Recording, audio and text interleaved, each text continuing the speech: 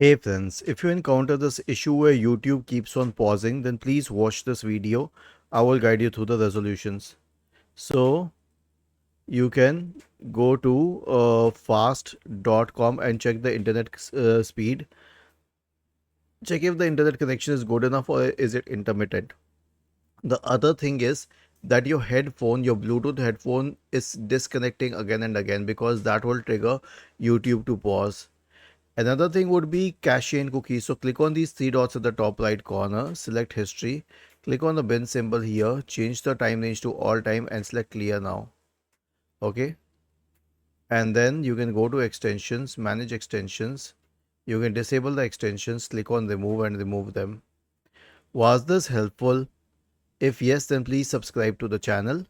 If not, then let us know in the comment section of the video on how we could help you further. Thank you for watching this video and have a nice day.